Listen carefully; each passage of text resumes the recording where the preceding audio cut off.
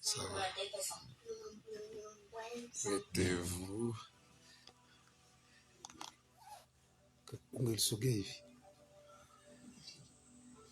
Ok. Ça va. Oui, togende papa. Ok. Karibu tena wapendwa katika Bwana, katika kipindi yetu Le Temps de la Grâce. Le Temps de la Grâce ni kipindi ambayo inawaletewa na mtumishi wa Mungu Apotre Max Mwamba. Kipindi na wakujia kila siku ya pili tokea 19h15 mpaka 20h45. Tunakuwa en direct kwenye Facebook Live na kila siku kwa saa kama na muda kama na huu inakuwa baraka tukiwa pamoja na ninyi.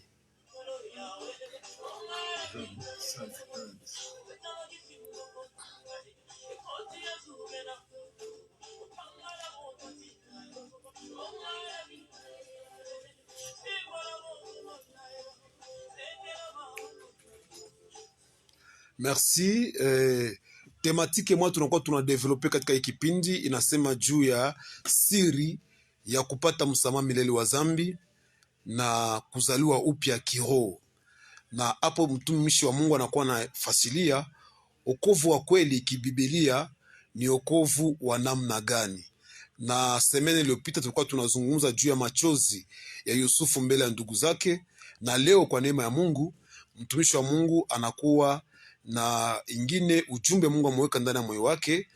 Karibu nyote Bukavu, Kishasa, Angola, Brazzaville, Haiti, Amerike, Korea. Tunasema karibu sana Angola, Kigali, Burundi na Bukavu, muma territoire yote. Mungu awabariki. Kama uko na maswali jaribu kuandika wala kumwita mtumishi wa Mungu ku 085 27 75 268. Narudiria 085 27 75 268. Bila kukawia tunampatia mtumishi wa Mungu kauli kwa ajili ya ujumbe wa magharibi ya leo. Asante. Shalom, de partout vous êtes, nous sommes reconnaissants de vous retrouver encore aujourd'hui. Tunasema amani kwenu nyote mahali kote mlipo, tuna moyo wa shukrani tena kwa pamoja nanyi leo. Nous sommes reconnaissants pour la vague de sympathie qui émane de vous à notre égard. Na tunashukuru kwa moyo mwema ambao mnaonyesha kwetu. Nous sommes reconnaissants pour ces conseils, observations, remarques. Tunashukuru pia kwa mashauri yenu na mielekezo mbalimbali ambayo mlitupatia. Cela nous aide à avancer, à mieux vous offrir donc un moment plus correct, quoi, plus conforme à vos souhaits, à vos attentes. Yale yote natusaidia tupate kuwapatia muda mzuri ambao unawafaa na mujisikie kustarehe. Le temps va vite. Muda inaenda mbio sana. Les gens s'écoulent, le temps s'écoule. Muda napita. Et comme la Bible, nous ne prenons pas garde. Na Biblia inasema ya kwamba hatujali. Une année passe. Mwaka inapita. Une autre va venir encore. Ingine itakuja tena. Une année c'est beaucoup. Mwaka moja ni mingi. Mais c'est trop peu. Lakini kidogo sana. Nous sommes très préoccupés. Tunahusika na mambo mengi. À nous procurer de bonnes conditions de vie. Tunataka sana kupata maisha mema. Tout ce qui est bien aussi. Na ni mzuri pia. Nous avons tant de choses qui nous préoccupent.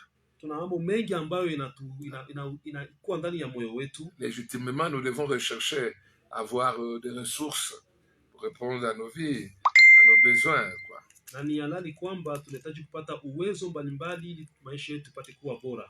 Mais le plus important, lakini c'est d'être de plus en plus conscient ya muhimu zaidi ni kupata kujua cette vie que nous avons aujourd'hui a une fin. Nous nous trouverons devant l'éternité. Et là, beaucoup seront étonnés de découvrir qu'ils auraient vécu pour rien. Ils n'ont pas su reconnaître ce qui était le plus essentiel. na hawakutambua ile ambayo ilikuwa ya muhimu sana. Alors ce soir, nous avons l'opportunité Jioni ya leo tuna fursa d'encore plonger nos regards dans la parole de Dieu, kuangalia tena katika neno la Mungu, toujours dans notre permanente thématique, katika mada yetu hiyo ya kila leo, msamaha milele wa dhambi et la renaissance spirituelle.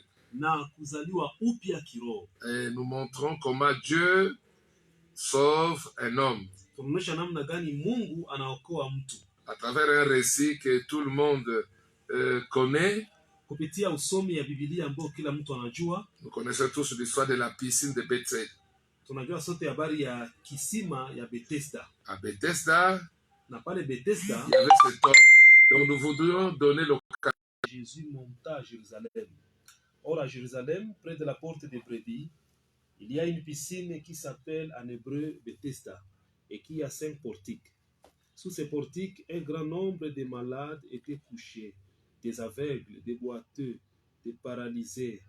Ils attendaient le mouvement de l'eau, car un ange descendait de temps en temps dans la piscine et agitait l'eau.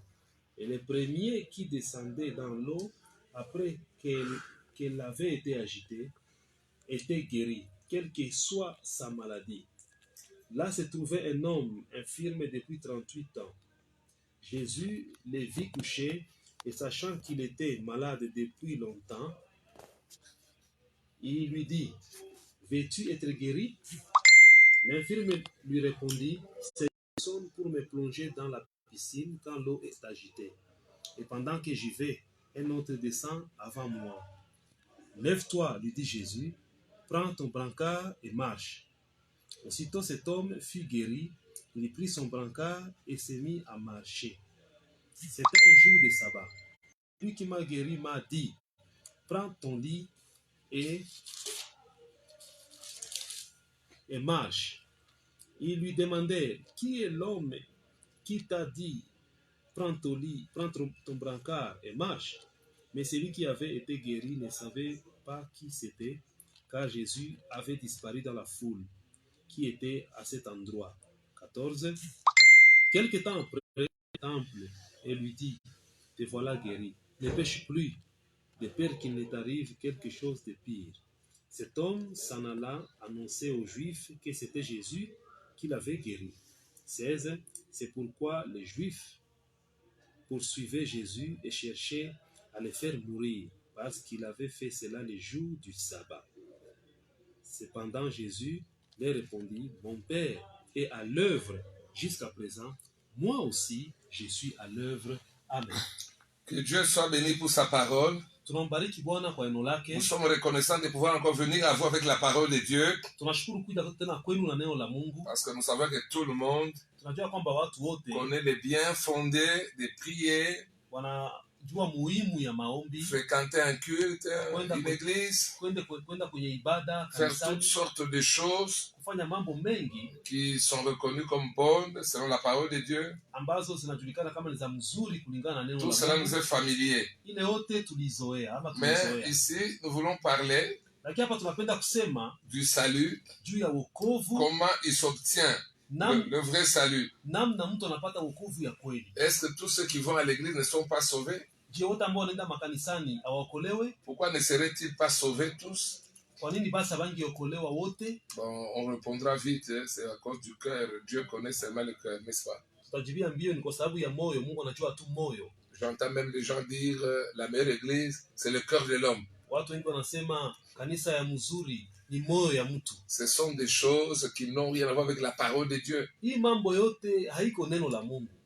L'église ne peut pas être le cœur. Kanisa haiwezi kuwa moyo. Le cœur de l'homme, la Bible dit qu'il est méchant, il est mauvais. Biblia inasema ya kwamba moyo ya mwanadamu iko mbaya, iko mchafu. Malgré le bien que vous pouvez voir de l'homme, Hata mema ambayo unaweza ona kutoka mwanadamu, le jugement de Dieu est sans appel.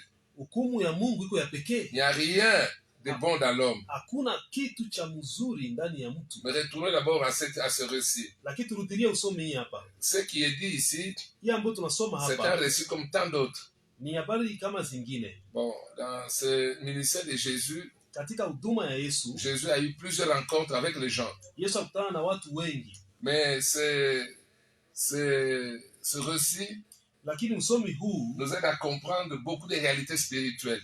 unasaidia kuelewa ukweli nyingi ya kiroho. Alors, quand nous regardons cet homme, Tunapoangalia huyu mtu, il est dit inasemwa que sous les portiques, aseme kwenye milango à côté du temple, il y avait une piscine, Bethesda, 5 portiques, il y avait des malades. kwenye milango ambayo ilikuwa hapo kwenye Yerusalemu karibu kwenye hekalu kulikuwa pia kibirika, na pale kulikuwa wagonjwa wengi wamelala, Qui venaient y chercher la guérison.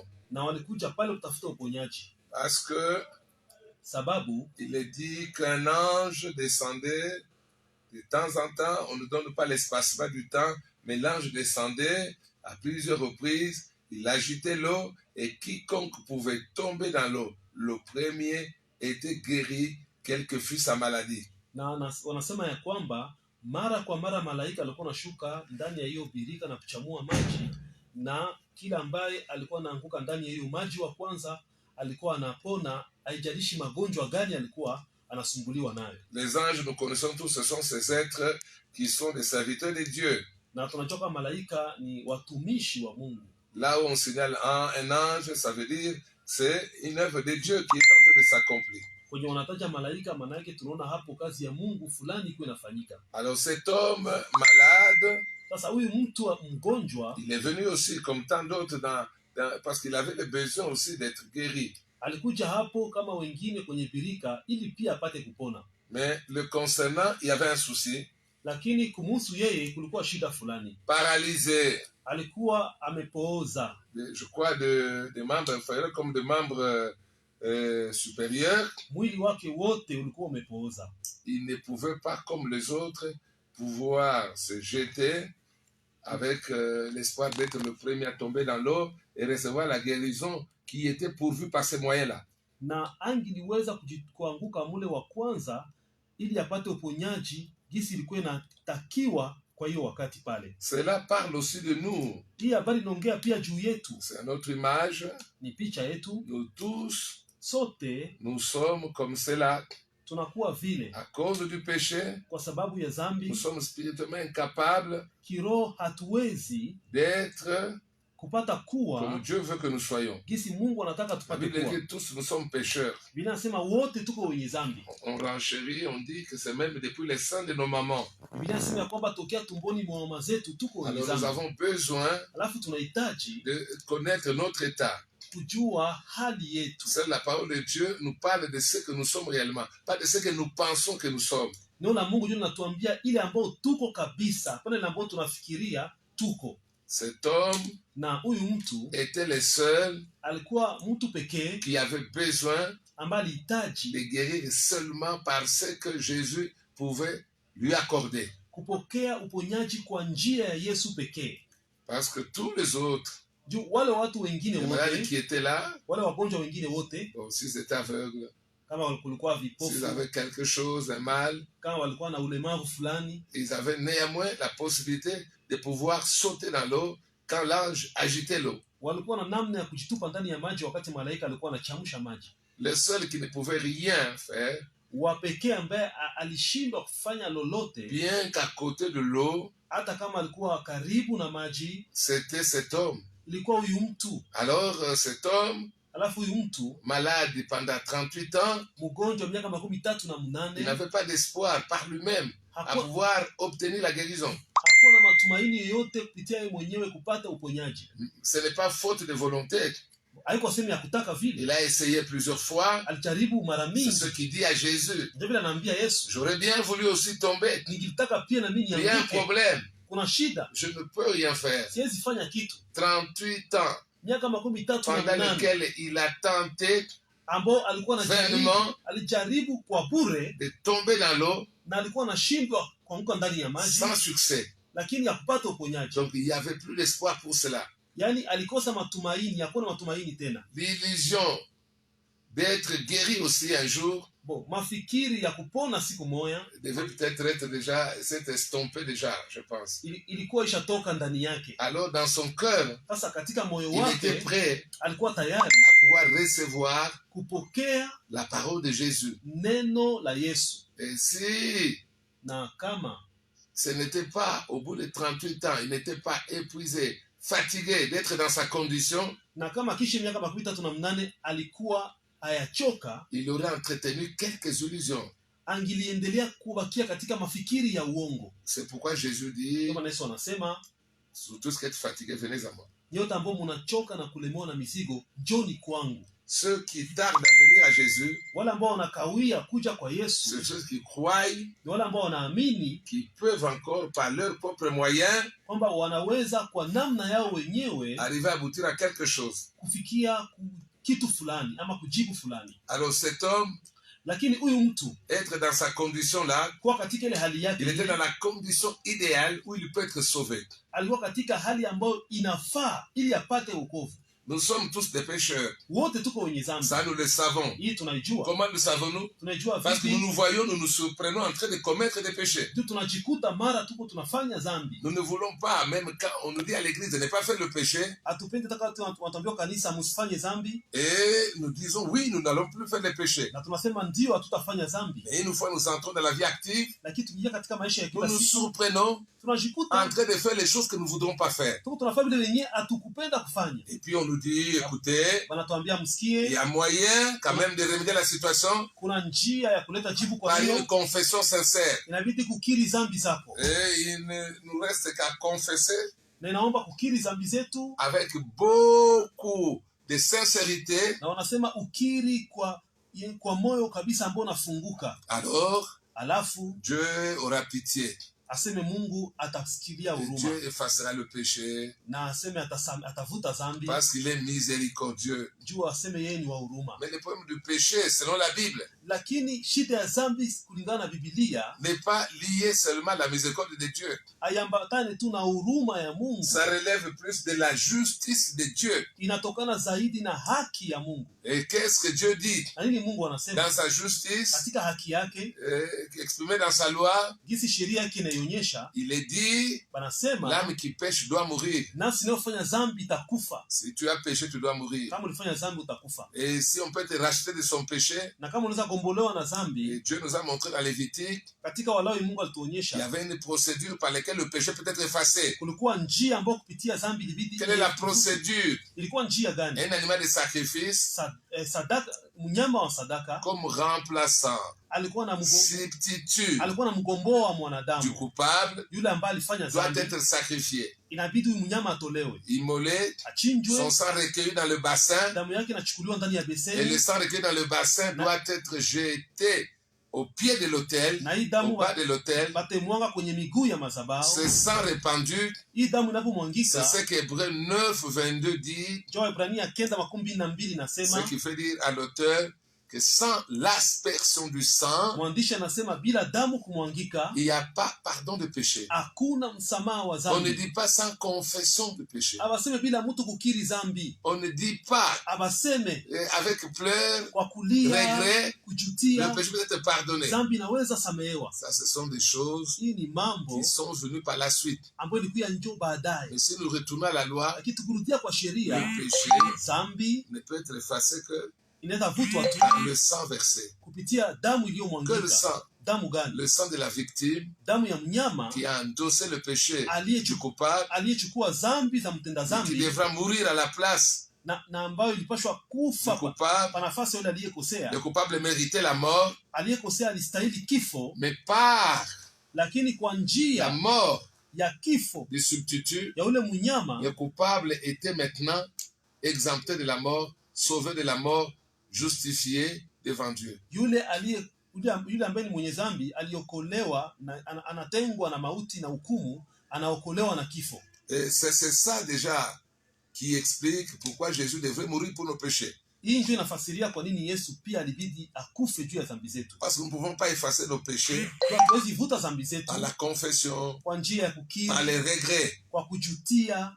Seul Dieu peut le faire. Ni Mungu yeye pekee anaweza Et kuifanya, Dieu a préconisé une solution. na Mungu alikuwa ishaandaa tokea C'est que mbele son fils devait mourir. kwamba mwana wake ilibidi akufe. Son fils devait mourir pour nos péchés. Mwana wake ilibidi akufe juu ya dhambi Les zetu, ayant endossés au baptême, akizichukua zile dhambi kwenye le ubatizo. Fils de Dieu Mwana wa Mungu devait mourir sous la croix ilibidi akufe msalabani et subir l'ignominie, na apate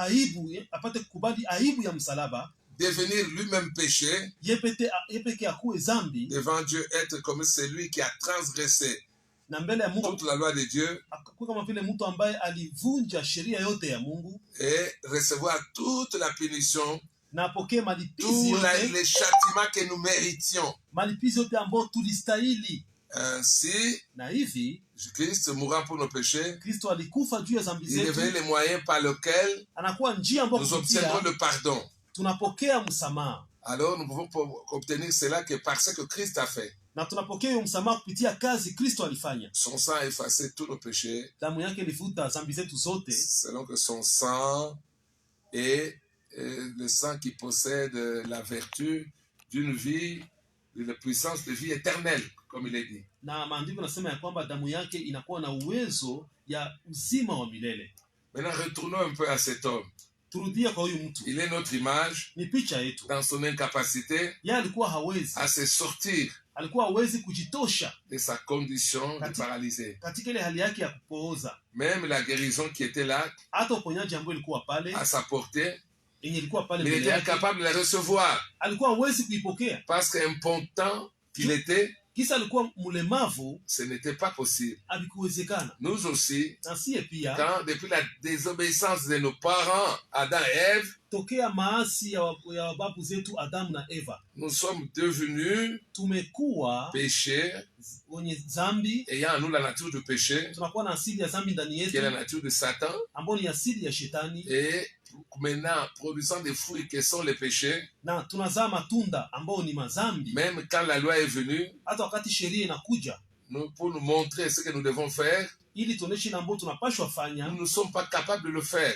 hatuna uwezo ya kuifanya. Nous voudrions bien le faire, Tungilitaka nous kuifanya, ne sommes pas capables. lakini hatuna uwezo ya kuifanya. Nous ne sommes pas capables Hatuna uwezo ya kuifanya parce que sababu nous sommes aussi comparables tuko tunalinganishwa pia à ces paralytiques. na huyu mtu mwenye kupooza. Nous n'avons pas besoin d'une bonne loi Hatuna haja ya sheria comme ces nzuri paralytiques. kama vile huyu mtu mwenye kupooza. Nous avons besoin d'un sauveur parfait. Tunahitaji mkombozi kamili. Jésus a été le sauveur parfait pour cet homme. Yesu alikuwa mkombozi mkamilifu kwa huyu mtu. Quand il est venu à lui, Alipomjia il lui a dit, alimwambia, veux-tu être guéri? je, unapenda kupona? Il était fatigué Alikuwa à amechoka, vouloir essayer de se guérir par ses efforts. alikuwa amechoka kwa bidii zake kupokea Il uponyaji. n'avait plus d'illusions concernant ce qu'il pouvait faire. Hakuwa tena na mafikiri ya uongo kulingana na ile ambayo Il yeye savait qu'il ne alifanya. peut rien faire. Alijua ya kwamba hakuna vile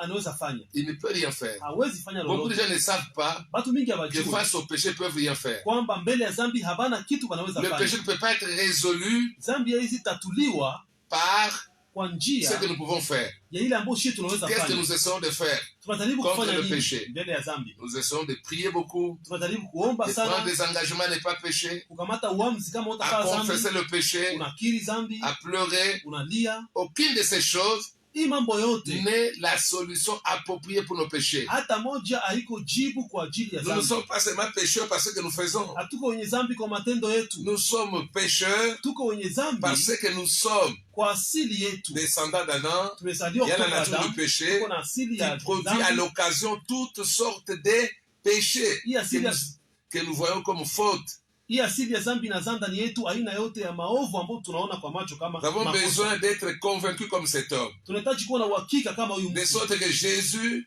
ili kwamba Yesu qui se tient à nous par sa parole, ambaye anatujia kwa neno peut lake être le sauveur parfait anaweza kuwa mkombozi parce que nous kamilifu, n'avons pas d'illusion kwa sababu hatuna tena mafikiri à ya regarder à uongo. l'homme Hatuangalie tena mwanadamu ou à nous. au Nous avons kujiangalia. besoin seulement d'écouter Jésus. Tunahitaji tu kumsikia Alors Yesu. sa parole dit, veux-tu être guéri? Sasa neno linasema, je, unapenda kupona? Ça, c'est sa volonté. Hii njo yeye anataka, Mais il y a un souci. lakini kuna shida Je le ingine. veux, Mimi mais je naitaka ne peux pas. lakini siwezi. Voilà la condition Hii njo hali, basique hii njo kanuni ya msingi qui est requise ambayo pour que nous inahitajika obtenions le vrai salut de la part de Dieu. ili tupokee wokovu ya kweli kutoka Mungu. Alors quand il a présenté son cœur, Alipoonyesha moyo ses wake, incapacités, alipoonyesha kushindwa yake alors devant le Seigneur, mbele ya Bwana, donc il était prêt à recevoir la parole de guérison. alikuwa tayari kupokea neno ya uponyaji. Quoi que Jésus ait dit, hata Yesu aseme il nini, ne pouvait que s'accrocher à sa parole. angeambatana tu na ile neno Alors dans son cœur, katika moyo quand wake. il entend Jésus, Anapomsikia Yesu, lève-toi simama, et marche, tembea, il ne pouvait que croire à cela. yeye angeliamini tu hii. Qu'est-ce qui nous empêche de croire au salut gratuit? Nini natuzuia tusiamini wokovu ya bure? Parce que nous avons encore l'illusion Ndio tukana na mafikiri ya uongo que nous pouvons faire quelque chose pour plaire à Dieu. kwamba kuna kitu tunaweza fanya juu tufurahishe Mais Mungu. cet homme en avait fini Lakini huyu mtu alikuwa avec shamalizana ses illusions religieuses. na hiyo mafikiri ya dini ya Christ uongo. était l'unique possibilité. Yesu alikuwa njia pekee kwake. Nous qui recevons Jésus comme Seigneur et Sauveur, Sisi ambao tunapokea kama vile Bwana qui Mwokozi, croyons à ce que nous devions faire tunaamini matendo yetu pour plaire à Dieu, ili tufurahishe accomplir de Mungu, bonnes choses, kufanya matendo nous mema, n'y sommes pas. Le hatuyafikia salut dans lequel nous nous embarquons ile wokovu ambao dans tunasema ces tuko nayo. conditions-là, Katika ile hali ce n'est pas le salut. haiko wokovu, Parce qu'il y a Jésus, juu kuna il y a Yesu aussi nous. na shi Or, tunatumika le pia. vrai salut Sasa wokovu ya kweli implique seulement inaonyesha ce que tu nous recevons ile ambayo de ce tunapokea que Jésus nous dit. kulingana ile ambayo Yesu En le anatuambia. croyant, Kwa nous kumwamini l'établissons comme tunamuweka l'unique acteur kama mtendaji pekee qui nous sauve ambaye et anatuokoa qui nous fait marcher na anafanya tutembee dans sa justice. katika haki yake. Nous restons seulement Sisi tunabakia dans tu l'optique de la foi. katika msimamo wa imani. Vous pouvez comprendre, mes amis, Unaweza elewa marafiki que cet homme kwamba huyu mtu que vous voyez ambaye mnaona est un enseignement pour nous. huyu mtu ni mafundisho kwetu. Alors, quand nous croyons, Sasa wakati tunaamini, nous n'avons plus d'illusion hatuna tena mafikiri ile à ya toute ya autre uongo chose ya mambo mengine que croire en Jésus. isipokuwa kuamini Yesu. Bon, les gens me demandent souvent, Watu wanauliza mara, mais qu'est-ce que vous dites d'autre de plus que ce que nous avons entendu? sasa unasema nini ya zaidi kuliko la ambayo Nous avons tushasikia? entendu que Jésus pardonne les péchés. Bon, tulisikia kama Yesu anasamehe dhambi. Ça, nous le croyons aussi. Bon, na sisi tunaamini Nous pia. croyons aussi que Jésus Tunaamini kama Yesu peut nous aider anaweza kutusaidia à marcher dans une nouveauté de vie. kutembea katika maisha mapya. Oui, Ndio. mais est-ce que c'est vraiment comme ça que la Bible le dit? Ndio vile kabisa Biblia inasema Être sauvé kuokolewa dans la Bible, mu Biblia c'est recevoir le pardon des péchés. ni kupokea msamaha wa dhambi. C'est comme nous le voyons dans Hébreux 10:10. Hizo Ibrania 10:10 inasema C'est être pardonné de ses péchés. ni kusamehewa na dhambi zako. Quand nous sommes pardonnés de nos péchés, Tunaposamehewa na dhambi nous zetu, regagnons alors, alafu nous pale renaissons dans le monde de l'esprit. tunazaliwa upya kiroho, Alors nous pouvons recevoir maintenant na pale tunaweza sasa kupokea l'aide de Christ tout le temps. msaada wa Kristo kila wakati. Mais Christ n'a pas seulement effacé nos péchés, Lakini Kristo hakuvuta tu dhambi les zetu, péchés que nous avons commis. dhambi zetu tulifanya Il a déjà par une seule offrande, yeye kwa sadaka yake une fois moja, pour toutes effacer les péchés mara moja alivuta dhambi du passé, za jana, du présent za leo et du futur. na dhambi Parce zitakazokuja, qu'il a obtenu pour nous une rédemption éternelle juu alitupatia ukombozi wa dans les lieux milele célestes.